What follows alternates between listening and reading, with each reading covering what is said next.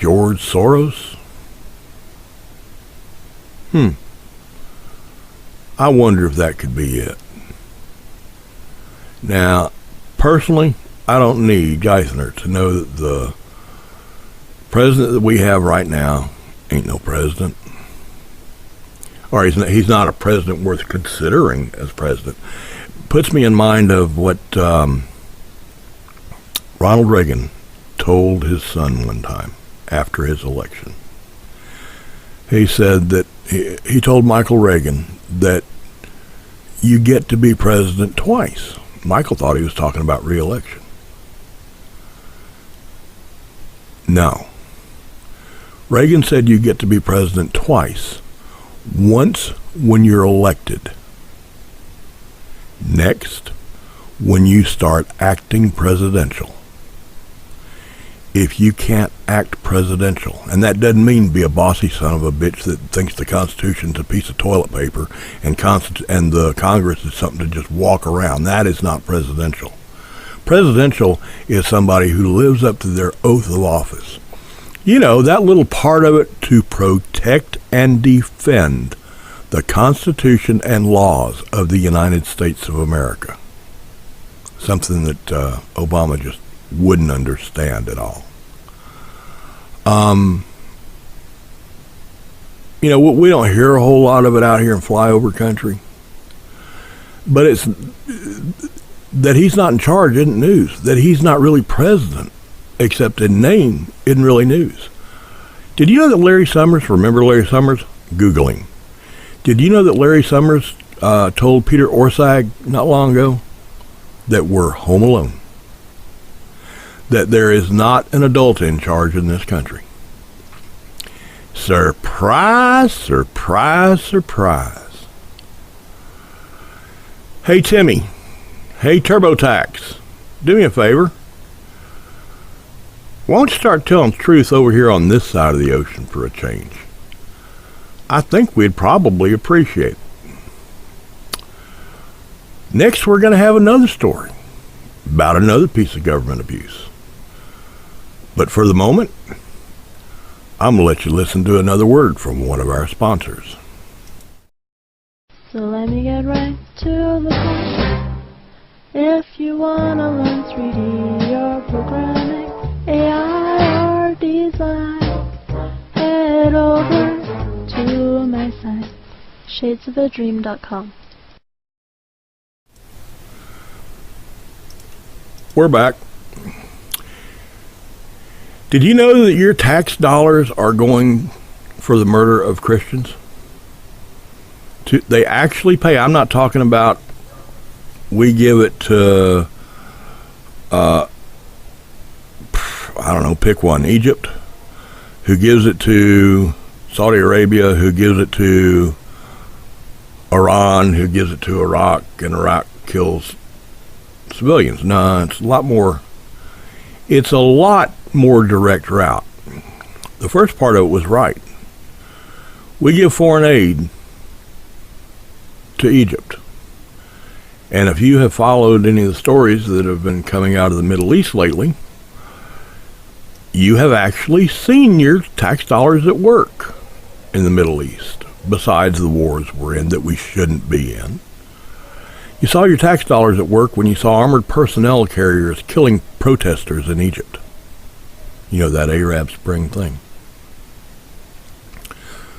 Protesters that I'm talking about now, the Egyptian government's been crushing everybody that doesn't agree with their new way of doing things.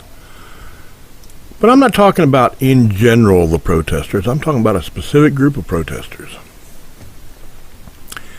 They were conducting a peaceful protest. And they were asking for one thing, and one thing only. They didn't want control of the government. They didn't want the government to see things their way religiously like the Muslim Brotherhood. All they wanted was protection from persecution. That's all they asked for. Weren't advocating the overthrow of the government again. They weren't advocating anything having to do with violence again. They just wanted to not be persecuted. They lived in Egypt. They were Egyptians, and they wanted to be treated like every other Egyptian. What do you reckon happened? The Egyptian army didn't go in and bust up protests of the Arab Spring, the youth that were wanting to throw out the leader. No, they didn't go after them, but they went after these protesters. You see, these protesters that the Egyptian government went in to told them to crush, they were Coptic Christians. Your tax dollars. You know, that foreign aid that we send to Egypt, that we still are sending to Egypt, despite the fact that they've had a little change in leadership. Seems that I've got the wrong background up. Oh well, let's get you straightened out. There, we're back to the right show. I had the wrong background up. We sent money to Egypt before. We're still sending money to Egypt. Those armored personnel carriers that were crushing Coptic Christians, that were killing Christians, they were all the tax dollars provided by people that live in a country that was founded on Judeo-Christian beliefs. You know what else happened? Some of those Egyptian soldiers in those armored personnel carriers, they were doing a little bit of yelling. You know what they were yelling? They were yelling they were going to kill any Christian they could get their hands on. Week before last, there were 36 Coptic Christians that have been killed so far in that. The U.S. backed kicking out Hosni Mubarak, and we have been supporting the military regime that came in since he left. Part of that military regime that we are supporting, that you are supporting with your tax dollars, it's made up of members of the Muslim Brotherhood. Muslim Brotherhood is a fairly militant group of Muslims, believe in Sharia law, and Sharia law says you will kill the infidels. The Muslim Brotherhood has a history of using terrorism to advance their agenda, except now they don't have to use terrorism. They can use the official Egyptian army. They don't have to kill Christians by wearing bomb vests or anything like that. They just get the army to do it for them. And you're paying for it. Your tax dollars are paying for it. Aren't you proud of the way our State Department sends money? What they send it for? What it's used for? I'm not. We're trying to buy the friendship of a new government, and we're willing to see Christians killed to kiss the ass of the Muslim Brotherhood and the new leaders of the Egyptian military. We're willing to kiss the ass of people just to be their friends and have them on our side. We're willing to kiss the ass of people who use our tax dollars to kill Christians and to take away the rights of people who believe in Jesus Christ.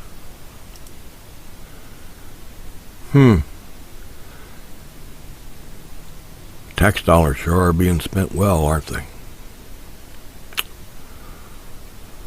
Well, folks, I got two more stories I wanted to cover. Not going to get to them. Running out of time. So, I want to invite y'all back next week. We're here Tuesdays at 7 p.m. Eastern, live. Then, a recording of the live show is up on the blog, commonsenseconversation.com, by noon on Wednesday. We also have some text posts over there. If you come see us here on the live stream, use that little social commenting box or chat box down there at the bottom, right below the player. I'll try to answer questions as we go along. And you might just want to tell me that either my ideas are stupid or I've got a face made for radio and I need to turn the camera off. I don't know. If you don't catch it live, Tuesdays at 7, then just come to the blog, commonsenseconversation.com, where it is posted as a post the next day.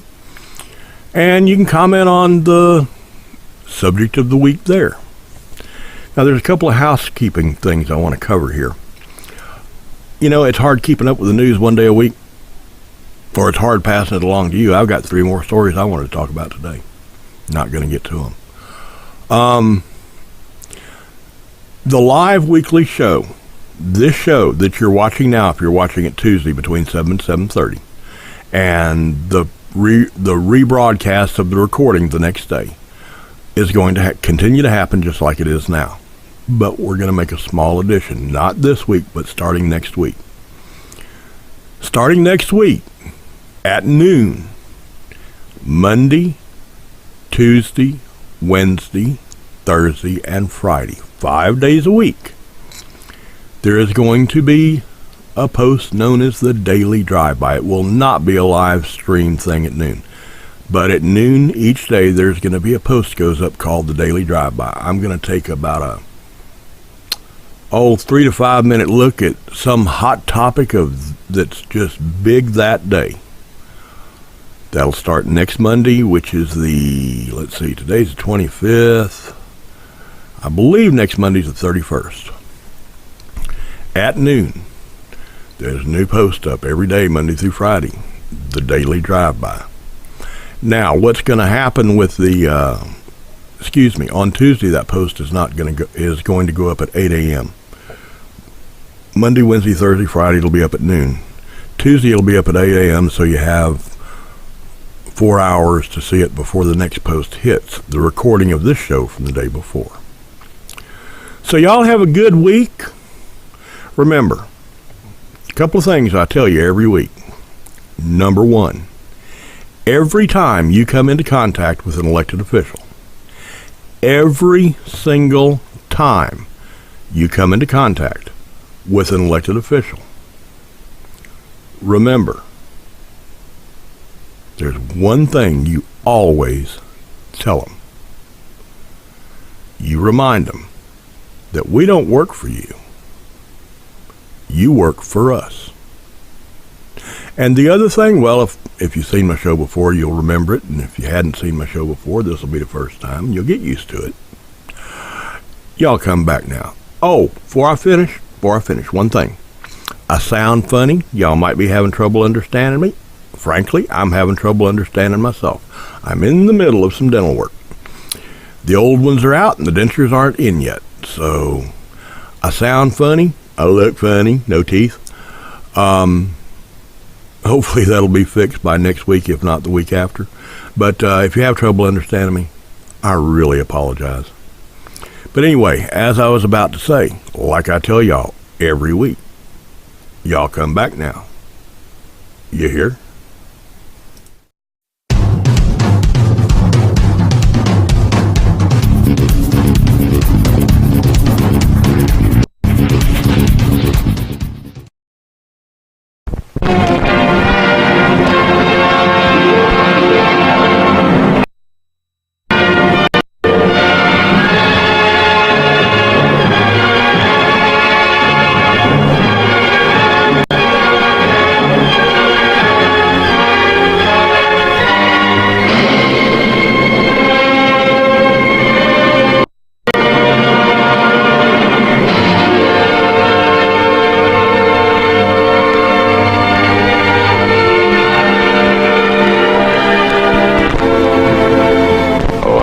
Slipped the surly bonds of earth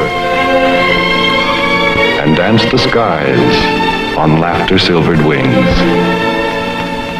Sunward I've climbed and joined the tumbling mirth of sun-split clouds and done 100 things you have not dreamed of. Wheeled and soared and swung high in the sunlit silence. There I've chased the shouting wind along and flung my eager craft through footless halls of air.